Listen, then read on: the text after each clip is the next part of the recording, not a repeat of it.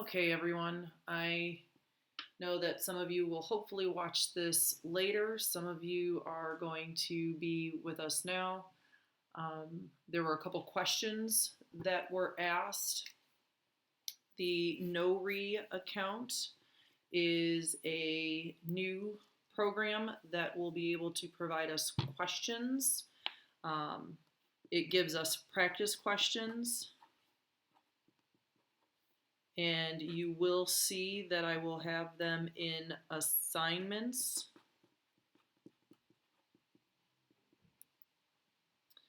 There's a tab that it talks about. I just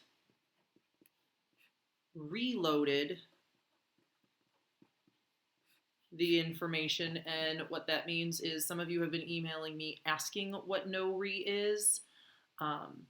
I did promise you that everything that we will do, I am going to put on Google Classroom, so that does mean that there could be more than one thing entered into Google Classroom a day, especially if it's separate information. Now that we kind of got things moving, it will typically only be 1 to 2 things, but I reloaded it just now with all of your class codes. Many of you had already signed up, and I appreciate that.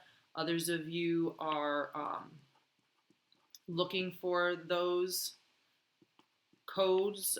Please make sure you check on what the codes are depending upon what class it is. I did do it by class, so make sure that you look at that. Now, the no reassignments are going to be checked for completion. So you will get a grade. I just need to see that they are checked for completion. So make sure as you get them that you are doing them. The other thing is that in order to give you time, the due date for now is not until spring break. But what that means, that does mean you are going to have to budget your time because there's going to be more than one no reassignment given. Right now, if you do log in using your class code, you will see that there's already one assignment loaded for you.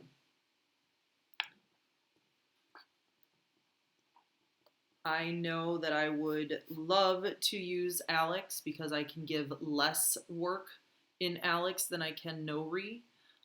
Alex I can do 2 questions, 10 questions, 8 questions, doesn't matter. But I would like to use Alex. We showed yesterday, and if necessary, I will take screenshots and load stuff in case.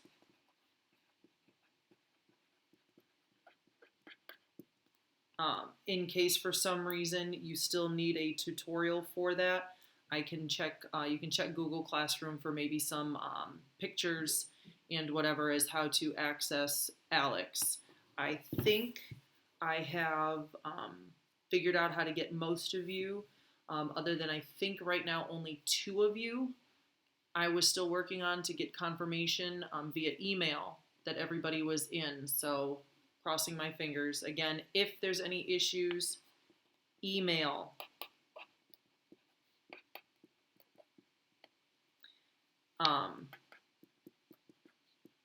And that way we keep the live stream free of any of that.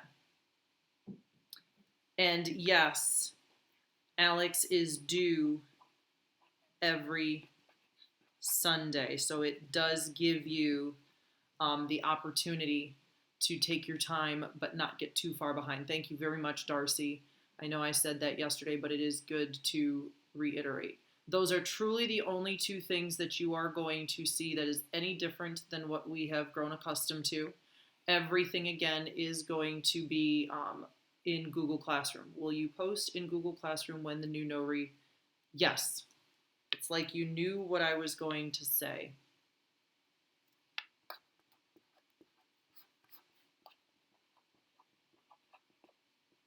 All assignments and due dates.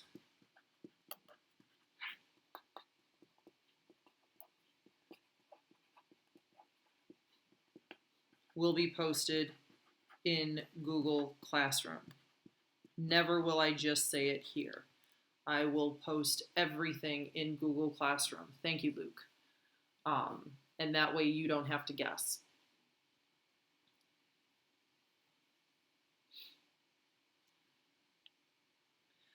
Now, I know some of you are really good at budgeting your time, are really good at working and staying on task. I'm not sure. Yes, I did get everything to seem to work. I had too many microphones today going at once, so I'm still figuring that out, but at least everybody can hear me today. Thank you so much, Jared, for your feedback on that. But what I was going to say is make sure if you want to work ahead, just ask me. I will post notes and practices earlier. And that way, if you want to kind of get some stuff written down in your notebooks, you can. It's up to you. So it's entirely your choice. But above all, just check your Google Classroom. Create a schedule, write everything down, make sure you have a daily agenda, because there isn't, if you don't have it written down in front of you, it is difficult to constantly go back and forth between all of your online formats and all of your posts and all of your different classes. So write something down. Does the same go for Alex assignments? Will you be posting? Absolutely. Everything will be posted, whether it's no-re Alex or just the notes. Everything will always go through Google Classroom. You do not have to always worry about what's going on the live feed. Why I really do like the live feed is I get to see what your questions are, and that way I don't forget anything, seeing as it's a lot every day to kind of keep track and make sure that you don't have to just worry about email, that we can talk back and forth as much as this allows us to talk back and forth. So thank you. Gretchen, if every day we check Google Classroom like usual, there will always be a plan for the day-to-day on what we should do, correct? You are absolutely correct. If there is one thing you know, I am very meticulous, very organized about what we're going to do. Some of you may not like that, but I try to remember to post everything. If for some reason you see that something isn't there, you can then assume, I hate saying that, but you can then assume that you just keep working on what you've had the day before. Every day you will know day to day what we should be doing. So like yesterday I posted that we were to still work on the packet, that we were to make sure that we were practicing the study guide, and that just make sure we get logged into all of the sites. In class, you would always post notes in classroom after the classes. Will you posting the notes in the classroom after the live stream? Yes, Noah, thank you. I will add that to the bottom here. I got the PDF, the scanner on my phone. So already today I scanned stuff in for Algebra 2 and Honors Geometry. I will scan in the notes. That way you not only have to watch the feed, but I will put in all of the scanned notes as well if for some reason you just want to take a look at the scanned notes. So today what you'll see, I'll even include the questions that I asked at the end. I'll put this chicken scratch in as well, just so that you know that I am doing all the PDFs as well. How much, Alex, do you want done each week? Jenna, I will most likely only post maybe 1 or 2 assignments in Alex, and that way you can get 1 or 2 of them done each week. So there isn't going to be a ton. Like I said, the no-re is what I want for completion. The Alex is the one that we're going to take a grade for. And again, it's only going to be 1 or 2 assignments for the whole week. And that gives you enough time to, again, we'd have to self-monitor. You have to make sure that you practice the ones that I've given you as practice questions with answers, and that you take the notes. So I'm trying to keep this as limited as possible. So do we have 21 assignments to do in NORE, or what are skills? I can get into Connect Ed, but not into Alex. Okay, Alex, Daniel, I will double check, but you should be. You have to do a knowledge check first. So make sure that you do the knowledge check. You have to get into an actual chapter and then an actual lesson, and you'll see the pie-shaped beach ball thing off to the side. And once you do a knowledge check, it'll get you to it. I will be posting in NORE your assignments. So when we get into NORE, you will see you do not have to do all of the assignments in NORE. You are only going to do the ones that are under your assignments tab. So Daniel, make sure you get into Alex to do the knowledge check. To answer Hayden's question, do you have to do all 21 assignments in NORE, or what are skills? I think what I loaded into assignments is just the questions that they've provided, and that's all you have to do is what I have assigned you. You should be able to see that under the assignments tab, Hayden. And then Gretchen, I feel like people are going to just copy the notes down and take the easy way out, even though there are people doing most, like joining the live streams. I know, Gretchen, and unfortunately, that's it's interesting. Somebody else said that yesterday. I have always been honest with all of you. I would venture to guess on any given day, if I counted how many students actively participate, it would probably be the 23 of you that are right now watching. There is very little at this point that I can control. I do know that I'm going to do my best to make sure everyone is provided the same amount of information. I think going live stream is without a doubt the best way. But you're right. I do think that there are people that are going to copy the notes. And at least at that point, if there's other responsibilities at home, I have provided them with all the information. Just remember, it does benefit all of us to watch the live streams, because there is this, even with the delay, this opportunity for us to chat back and forth and make sure if you have questions that you can ask. Okay, I thank you guys for helping Daniel out. I'm hoping that, awesome, he figured it out. Thanks, guys. Before I move on to anything else, again, I will continue to live feed, I will continue to post PDFs, and I will continue to put everything in Google Classroom so that you know exactly how to stay on track. All right. I'm actually getting much more used to this, Jared. I thank you, because I'm way out of my comfort zone, and I don't like that there's this delay, so I don't know if you can see everything at the same time, but it's better than us not having anything. Quentin, it's a good question, and here's how I looked at it. Nobody wants to hear anything about tests, but I am going to assess you on what we're learning. I am going to provide right now for this chapter. I already scanned in what I want our assessment to be. It will look very much like what we've done in the past, and you will do it on notebook paper. So yes, there is an assessment. I will not do right now the tests in Google Forms. I want us to be as normal as possible. I want it to be as comfortable for us. So normal and comfortable is what we're looking for. But yeah, we're going to have a test, and you are going to be held accountable, and I will have much more work to do by grading them. So just know that that is going to be possible. Yep, grab your notebooks. You can see. No, it was a good question, and I get it, Gretchen. Totally get it. I'm the one who has to now grade them all and probably look at a computer screen and grading them.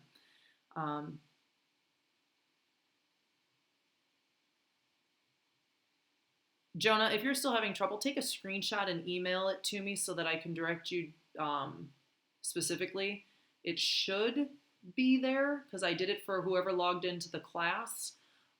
or is able to get there. So if you're able to get to chapter 7 and get to everything, it should show up. And yeah, maybe try to refresh. We'll see.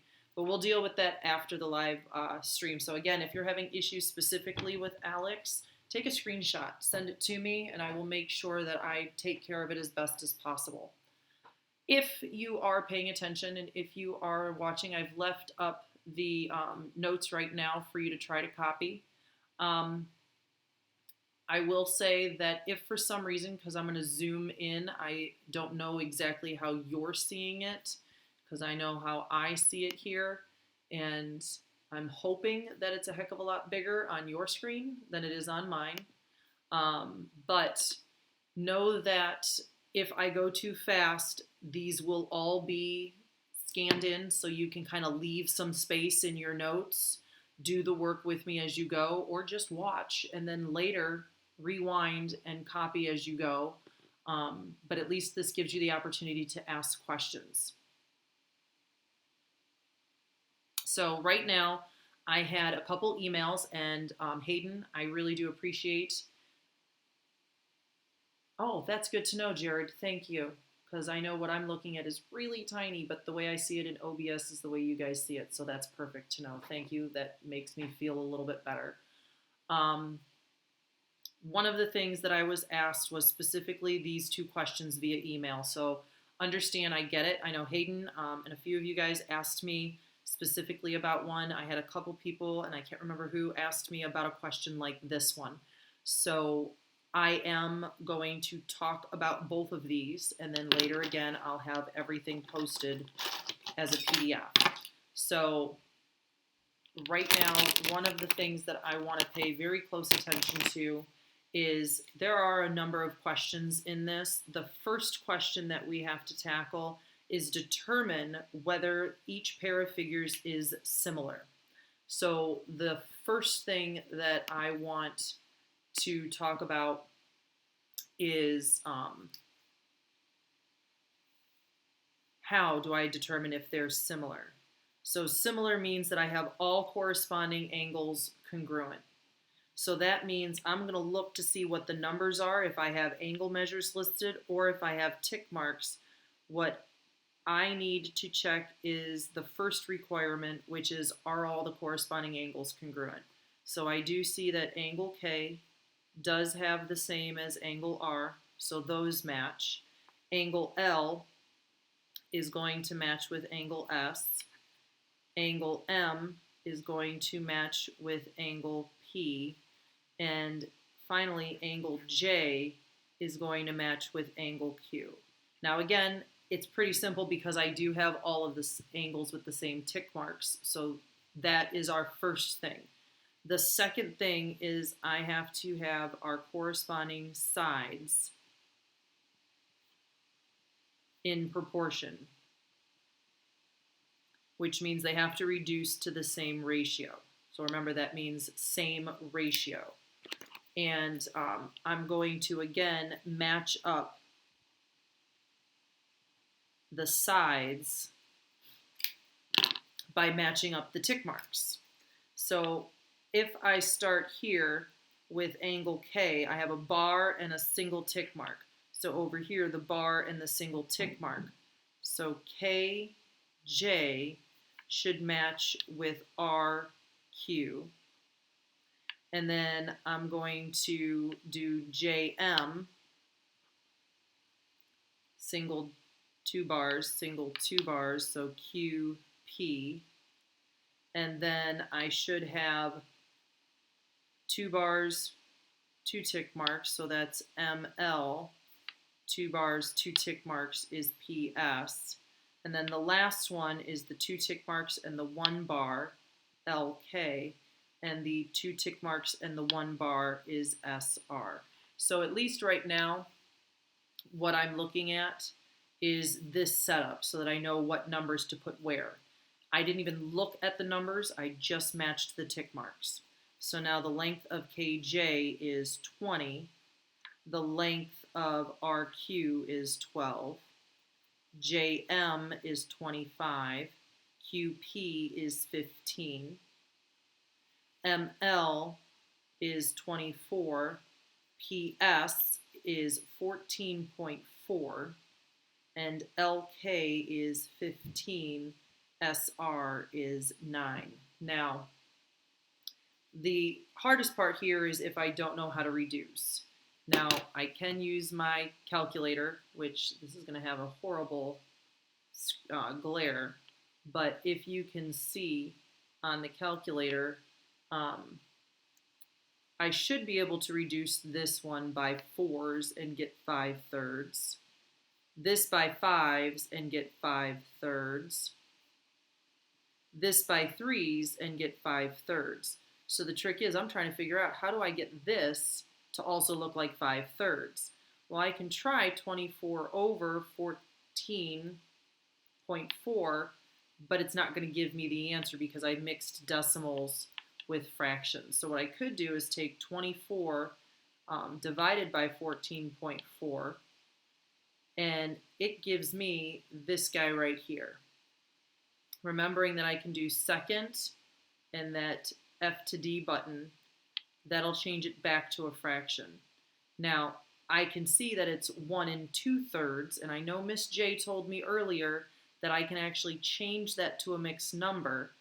I couldn't figure it out, so I'll have to ask somebody later to show me that on the calculator, but I do remember that if we take 1 times the denominator, so 1 times 3 is 3, and add 2, we end up with 5/3 again. Now, if I left it as that 1.67, I could check is 5 divided by 3 1.67, and you end up with, oh, well, see how my brain works, Noah? You can multiply 14.4 by 10 and the numerator by 10, and then you end up with the same thing. So I could do, let's try 240 ABC 144, and we end up with that anyway. So see how my high school brain doesn't even think that anymore? Nice job. I appreciate that, Noah. That is very good feedback. I'll remember that, so the next time I have to talk about that, I won't feel so silly about forgetting. So we do have all of them that match. Now, it does say determine, so that whole first question is now yes, all corresponding angles congruent, corresponding sides proportional. So that's our first question. It does say if so, so we already took care of that. We need to then say, write the similarity statement. So our second question that we have to answer is the similarity statement. Here's a nice trick. If you have already matched up the angles this way, you are all ready to call this polygon we'll start with K. K, L, M, J. So it's already in order, and it's already matched accordingly this way. So our second answer is our similarity statement, and it is always the entire figure similar to the entire figure. So if we already started with K, and then L, and then M, and then J, we should have it matched with the same tick mark. So we're going to go ahead and call this K, L, M, J is similar. K, L, M, J is similar to R, S, P, Q. So that's our second answer. Last but certainly not least is our scale factor. Our scale factor tells me whatever everything reduced to. So even though we had 20 over 12 and 25 over 15 and this crazy guy and the 15 over 9, what everything reduced to is what our scale factor is. And we could list it as 5 to 3, Or we could have said 3 to 5 because we just don't know how we're comparing them. We don't know if we're saying big to small or small to big. Whatever it is, as long as we stay consistent, one of them, because they will do the same thing. So we determined if they were similar. Yes. We wrote our similarity statement. Got it. We did our scale factor. The last thing says, if not, explain your reasoning. That would have been done right here. If we would have found that our angles didn't match or that our ratios didn't come out to be the same, we would have then simply said, no, corresponding sides weren't proportional, or no, the corresponding angles weren't congruent. Because we said yes, we had those 2 extra steps. So my hope is that when you saw it either on the study guide or in any of the practice problems that you were told to look at, please know that that's what we were talking about with those 3 steps. Everybody feel okay with that one?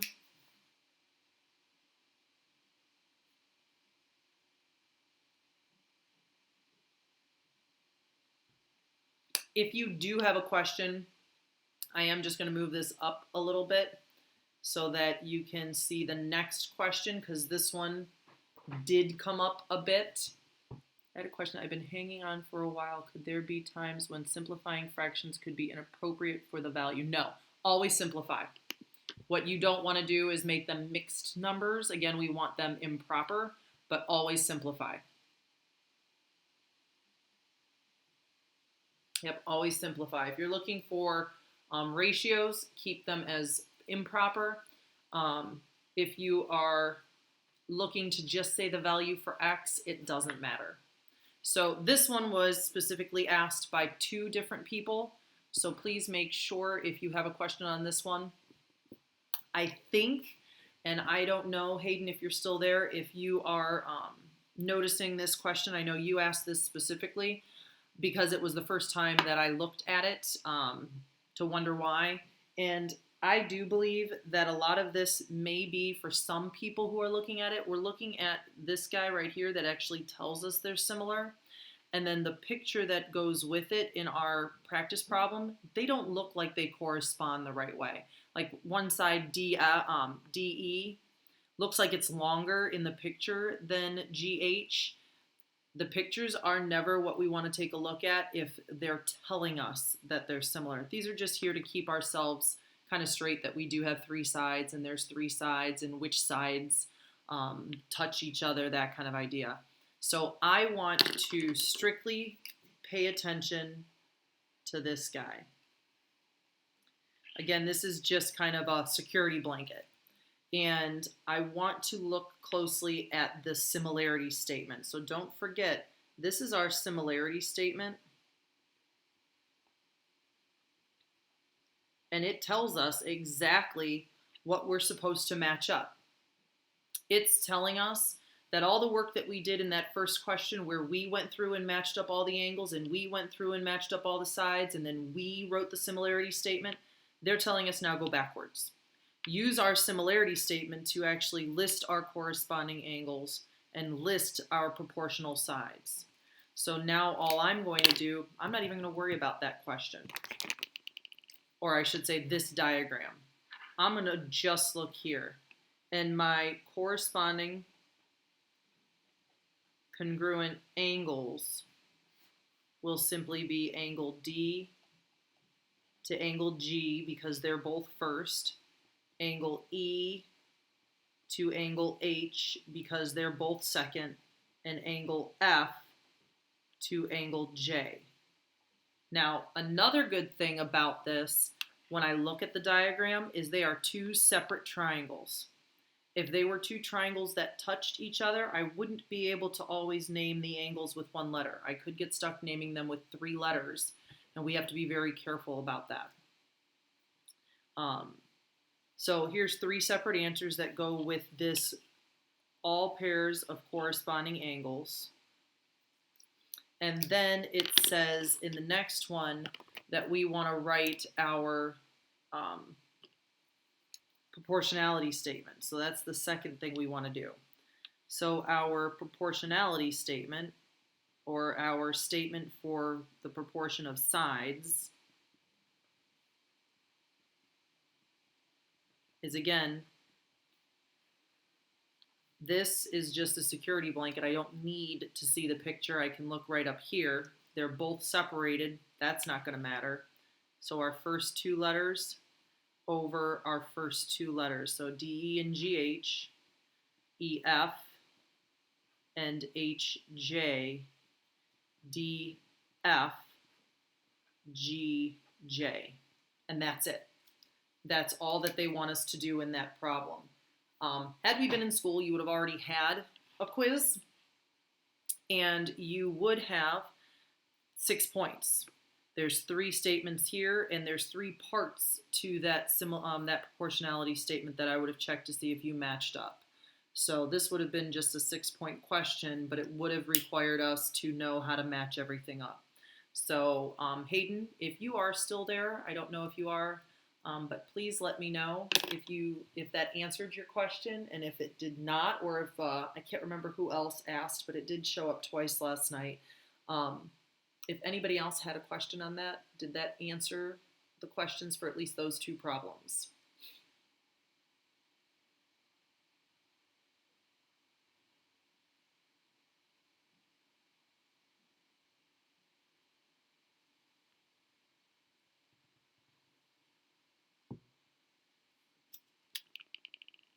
Thank you. All right, so I want to use these because I do have, honestly, Gretchen, absolutely. Every day in class, I do that. I will do that every day live stream. I do think that makes us feel a little bit more comfortable and confident, and that's why if you are doing your part with the prep work that I've provided with all the answers, I do think that that's going to make everybody, wow, there we go, find the OBS. I think that's going to make everybody feel a little bit better. So absolutely, I learned how to do this because I know how I would feel if I had to try to do math all on my own. So yeah, every day you have questions on anything that I've given you, ask. If you have a question on a NoRe account question or an Alex question, it will help if you take a screenshot of it and send it to me so that I know specifically what we're talking about. I will tell you the reason I remember Hayden's question was he did exactly that, so I knew exactly what problem to make sure I had ready for you guys and you didn't have to watch me copy everything down. So kind of like now I'm just chatting with you guys, but you can see that I want to work with our similar polygons now, and I will tell you there's a light at the end of this tunnel. There are 3 questions that I have ready for you guys, and then that's it. So there's this one, the next one that's just below this, a 3rd one, and we are done for the day. So yeah, definitely do the practice questions so that we can go ahead and know where to go each day with what we're doing. So checking Google Classroom, emailing me, and just, I don't know, give me something to do besides play outside and realize that after 3 o'clock when I'm done with you guys, I find my frustration level actually goes up. So yeah, give me something else to do. So we have each pair of polygons is similar. So there's a couple examples, and I am telling you that all of them are similar. I want to find the value for x. So the fact that we know that they are similar, that means all corresponding angles are congruent. So even if you don't see it, you know they are. And that does mean all corresponding sides are in proportion. So a lot of times you'll see the tick marks for the angles, which you see here, and that helps you match up your proportion. So because you can see our angle tick marks, it does help us set up the proportion.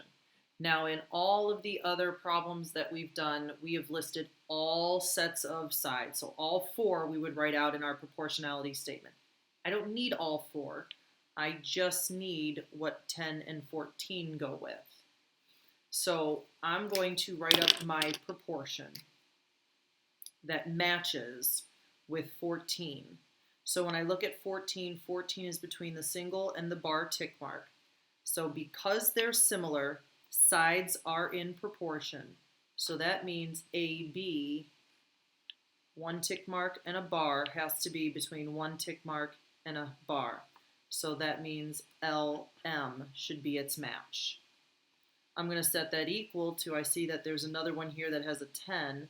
So we have our bar to the double, so that's BC, bar to the double, and that's MN. So what I've done is used us practicing those proportionality statements to help us set up at least this verbal model, the geometric model, that now we can plug our numbers in. So when I plug the numbers back in here, I have 14 over x plus 9, and I have 10 over x plus 6. So I'm going to ask, what do I have to remember when I cross multiply? If anybody can tell me, when I cross multiply these, what do I definitely have to remember to do so that I get the right answer?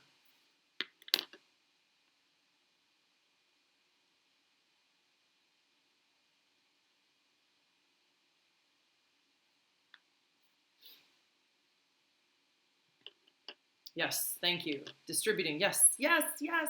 Sorry, the little things in life that make me happy. So make sure, and I know you guys can make fun of me behind my back when I'm not around. You do it to my face anyway, so okay. All right, so we need to distribute. Thank you, Mr. Webb. Loud and proud, distribute. So I need to make sure that I have 14x plus, and I think it's 84. Yep, plus 84 equals, oh yes, you would, Gretchen, absolutely. But that's okay. I obviously do it to myself anyway. Equals 10x plus 90. Make sure then when we work out, we remember to bring all the x's to one side.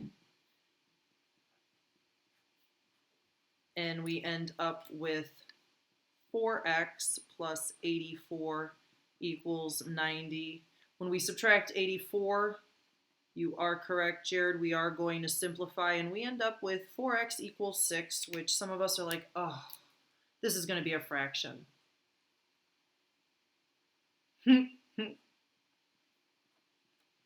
And now we end up with x equals 3 over 2, which remember is the same thing as 1.5.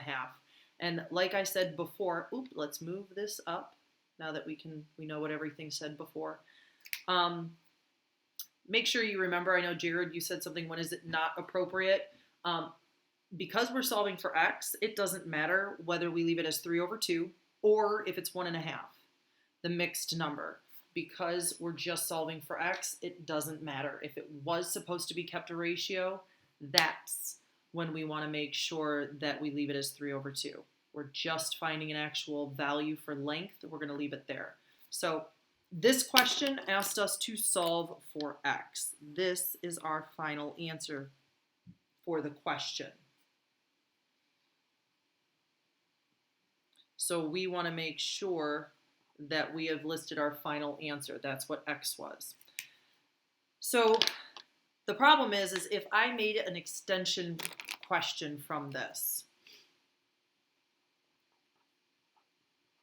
what if I also asked solve for x and find the scale factor? First question I'm going to ask, is 3 over 2 the scale factor? Yes or no? Is 3 over 2 the scale factor? Yes or no?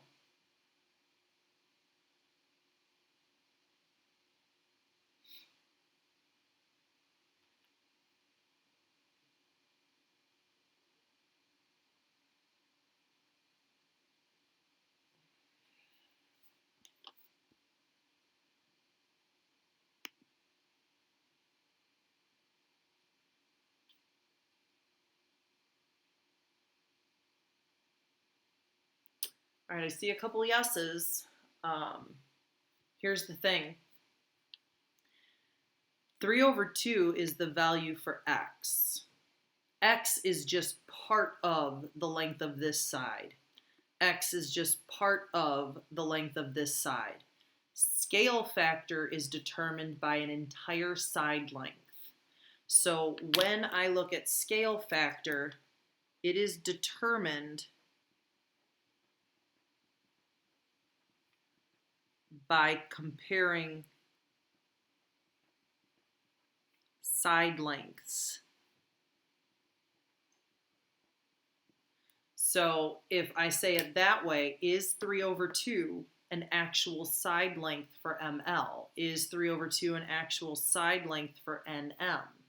So if we think about it that way, is 3 over 2 part of our scale factor? Is 3 over 2 our scale factor?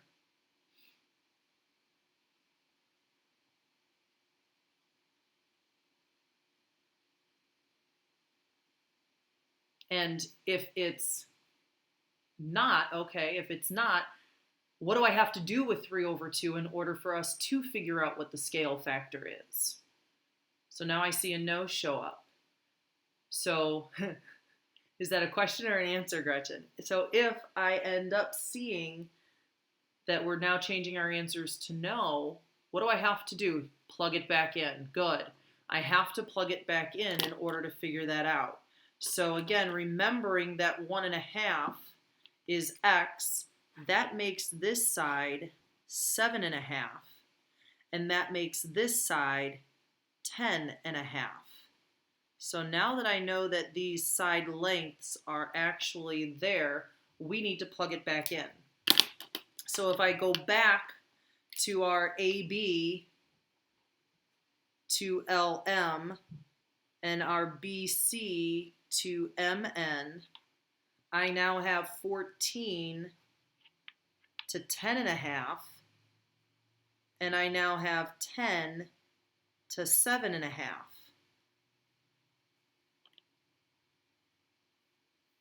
So now that I know what x is, thank you, Gretchen. Now that I know what x is, and I can plug that guy back in, I want to make sure that what I'm looking at,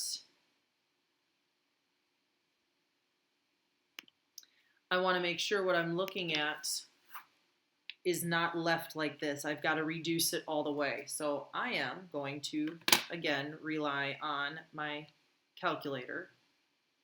And 14 divided by, and I'm going to use my parentheses and my ABC button, 10 ABC1 ABC2, and I'm going to, now that says 1 1/3, and here's where I know Miss J would say that the calculator can do it for me, but again, I remember 1 multiplied by 3 is 3, add that, and I end up with 4 over 3. So this now reduces to 4/3.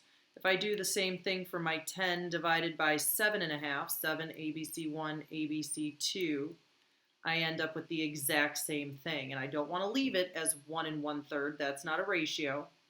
So I want to change it to our 4/3 again. They both obviously reduce to 4/3. So if I wanted to know what the scale factor was, the scale factor would be 4/3 or 3 over 4, depending upon which way we were told to work. So keep in mind that x is not our scale factor. X is part of the length, and our scale factor can only be determined by comparing side lengths. All right, so what we're going to do is switch gears to the next problem. It's identical in steps. It has the same directions. 3 sides. That's pretty much what I'm going to do with this next one so that we don't have all the notes associated with it, Gretchen. We're going to go ahead and do the second one with our steps so that it kind of makes it easier for us to follow along. So we have these 2 triangles, and I can tell that all my angles do match because I have 40 degrees. I have angle D and angle A that already match, and I have C and F that have the same tick mark, so yay. For this problem, the very first thing that we're going to do is write out your proportion. So first thing you're going to do is write out your proportion with the pieces that are actually given to you. So I can see AB is between 40 and 1. So DE is between the 40 and 1. And again, I made sure it was in the same order as my tick marks.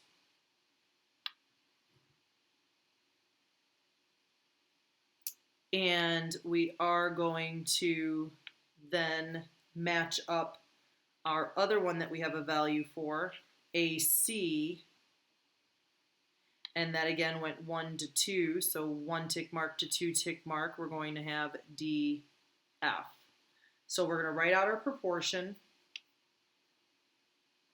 and fill in the numbers. Or values, depending upon how you want to look at it. So now, instead of AB, we have 6. And instead of DE, we have X minus 3. AC was 12. And FD is X plus 1.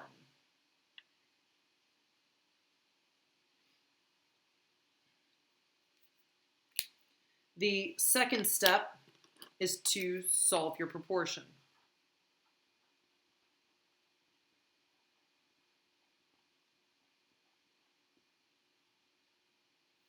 And again, don't forget, you're going to cross multiply.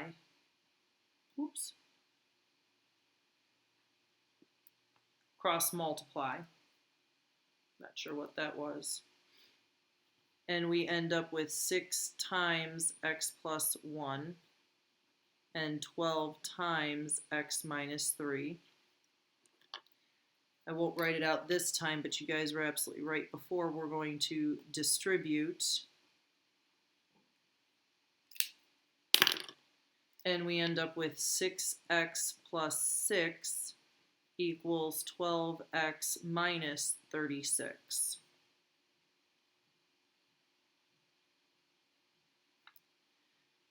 We're going to subtract 6x from both sides. And we will eventually add our 36 to both sides. And we end up with 42 equals 6x. So we added our 36 to both sides.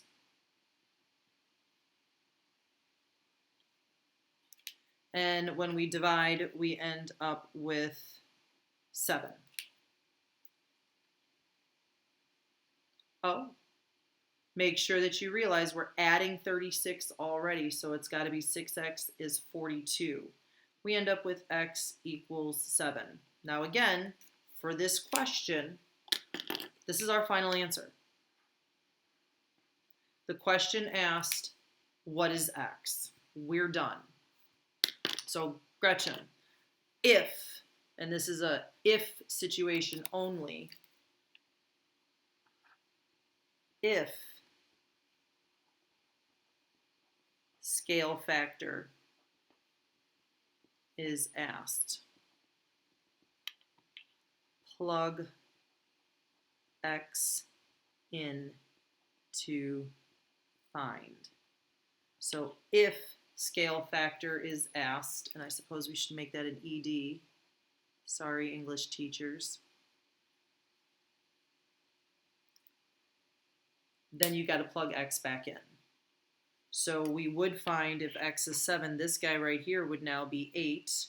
If x is 7, this guy right here would be 4. And we fill in our AB over DE, our AC over DF that we already wrote before. we now have 6 over 4 should be the same as 12 over 8. And when I reduce by 2, I get 2/3. When I reduce by 4, I get 2/3, or excuse me, 3 over 2, 3 over 2. My apologies. So what we end up with is a scale factor of either 3 over 2, because that's the way we had it set up, or 2 over 3, but again, depending upon how they ask the question. So our scale factor, if it was asked, would be 3 over 2 or 2 over 3, depending upon which direction they wanted us to ask. Awesome. I'm glad that helps. And I think it's just a nice reminder when you're looking at a question like this, what should you always start out with? So looking at how each of these steps are now, I agree. Why is it allowed to be 2/3? They are both simplest form, but I would agree. I know, Hayden, you're looking right here that if we did all this work and it says 3 over 2 and 3 over 2, why over here did I all of a sudden say or 2 over 3? What's going to happen is when we are asked to do the scale factor, they are going to tell us what figure to what figure. So it could be that in the question they said find the scale factor for EDF to BAC. And then that means you would put the 2 over the 3 because this one's smaller and this one's bigger. Sometimes they'll ask you if it was a reduction or an enlargement. And if we reduce something, our fraction has to be smaller than 1. If we enlarge something, our fraction has to be bigger than 1. So that's another thing. It will tell us. So right now, it could be either, as long as we stay consistent. Everything I did here was the bigger question, the bigger picture over the smaller. Bigger over smaller, bigger over smaller. So I would have just left it as 3 over 2 and been done. Had someone else decided to organize it as small over big, all of this would have been reversed, and so would have the scale factor. So right now, both work. When it is specified, only one will work, and you will see those questions, and I will point them out, and all will be fine. But yeah, for right now, this is how we're allowed to answer them. I've got one more question. It will pertain to what we're doing here, and then we're done. So are there any other questions before I move on? And again, if you have a question, ask anytime and I can always flip back. But here is the last example. We're going to go one step further. And we are going to look at how to use our scale factor to help us find our missing lengths so that we can eventually answer the question, which is perimeter. So again, it doesn't ask us to go through all the steps we did in all the other problems. Those were just practice. What we're looking for now is how can we use all of that to find the big question, which is perimeter. So you can see already when I wrote this out that I did kind of allude to the fact that one of our questions will be make sure you list the scale factor, don't just include it, specify it so that we know that you found it. Then make sure that when you have figured out your scale factor, you're going to do all your work to find the perimeter. So our second question in here is going to be perimeter. We're going to find the scale factor, and then we are going to work with perimeter. Now, I will say the hardest part here is playing the matching game. And that's because we don't have any angle tick marks here. So you need to be very careful.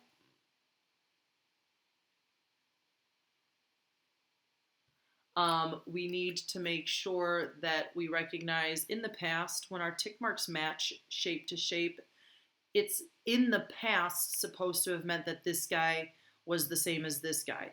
Because we are told that they are similar, these tick marks only mean that they correspond. So these tick marks only mean that they correspond, not that they are going to be the same. This tick mark and this tick mark tell me that they are going to correspond, not that they're equal.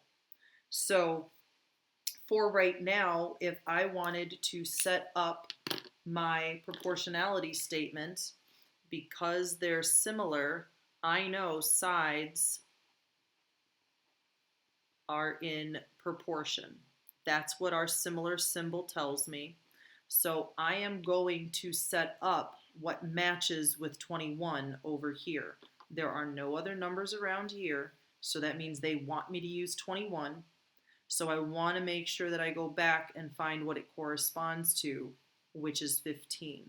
So I'm going to start with, in this one, PQ to AB. And I only started with this one.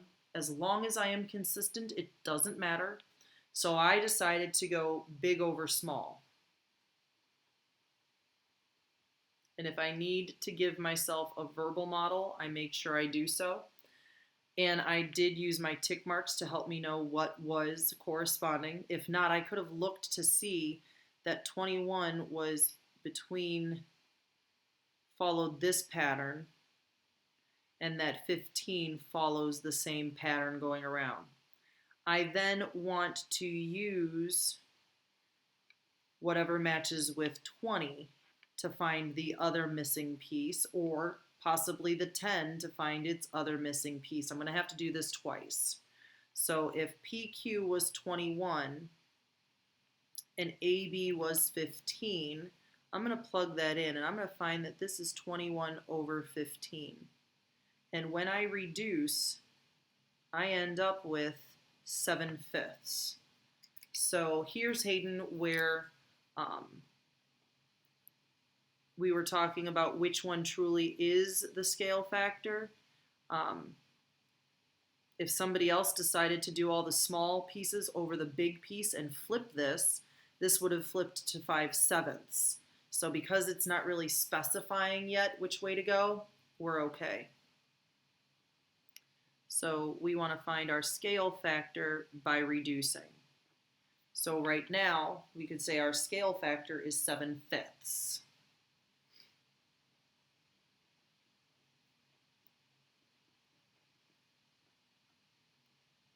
And I'm going to use that 7/5 now to solve for all of the sides. So Gretchen, to kind of help out here, I know we said we like steps. So what I'm going to do is, first step, find correspondence.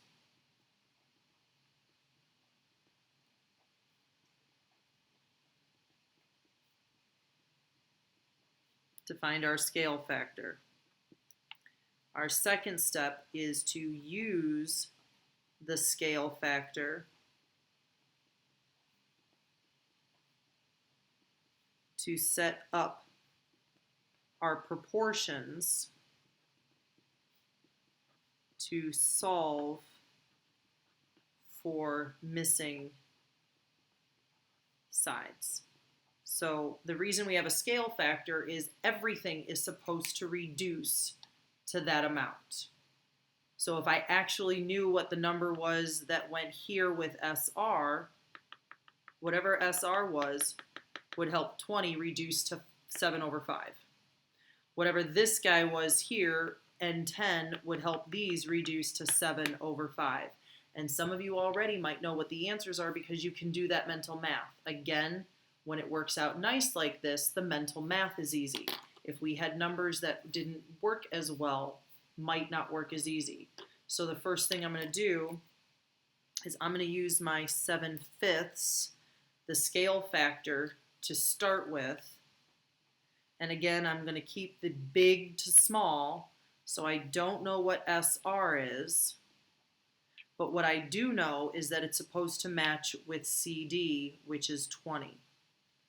So again, I'm looking for SR. 20 was CD, and we continued to match this big to small. I know that I want to find the other missing piece, so we start with the scale factor. I don't have QR, but I do know that its corresponding piece is 10, that's ED. So we're using our scale factor to find those missing pieces. And again, we are simply going to cross multiply to solve. So when we cross multiply, we end up with 5SR will equal 140.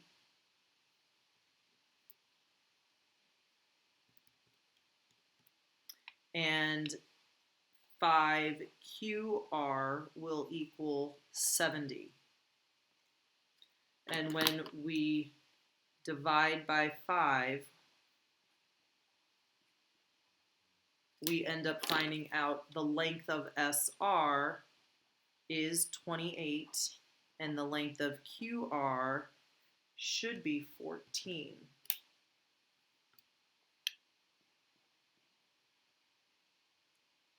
And I'll zoom that out a little bit so we can all still see.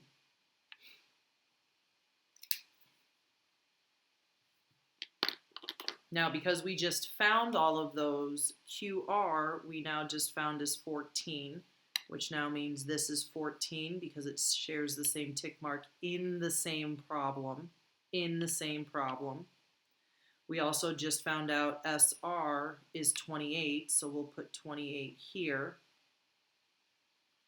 And I did see that in this question, 10 shared that, so we're going to put 10 here and 10 here. Again, because they're similar, the tick marks don't mean they're congruent picture to picture. They just tell me they're corresponding. So how do I find perimeter? Because the question is, find perimeter.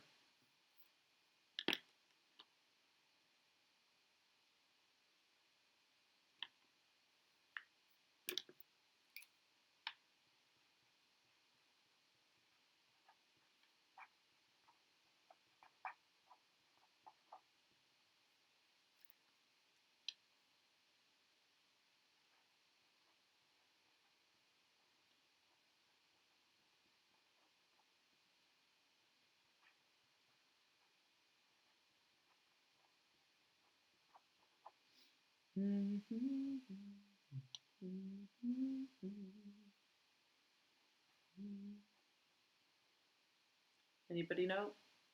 Yep. 10 plus 10 plus 15 plus 10. We missed one. Yep, thank you, Paige. We're going to add up all the sides. So A, B, C, D, E, we have 10 plus 10 plus 15 plus 10 plus 20. You forgot that final side there, Jared. You did. I like it, but we did forget. You have 10 plus 10 plus 15 plus 10. We got to remember to bring in that 20. And then our perimeter for P, Q, R, S, T, we would add up all the sides. 21 plus 14 plus 28 plus 14 plus 14. And we end up with 65. That is correct for A, B, C, D, E. And we end up, I do believe, with 91 for P, Q, R, S, and T. Yep. So we did all that. We just have to remember to list our final answers. So every one of these questions used the same information, setting up our proportionality statement, checking to make sure that our angles were congruent, making sure that when we did use our scale factor to solve for missing pieces, that we kept our order big to small, left to right, but we kept it consistent. I will post to Google Classroom the PDFs. I will post whatever you need to worry about. Um, and yes, even if they don't ask for the scale factor, you do need to have a comparison for your proportions, so it will help. Make sure you check Google Classroom. I've already posted the update for the no re-login. Make sure you check Google Classroom for the notes, and make sure you check Google Classroom for your assignment. And just to reiterate what was already asked earlier, I repeat, you do not need to worry about the live stream telling you what your assignment is. You just need to worry about checking Google Classroom. I hope you guys have a great rest of your day. Stay on track, stay safe, stay smart. Hope you guys have a great day. Talk to you tomorrow.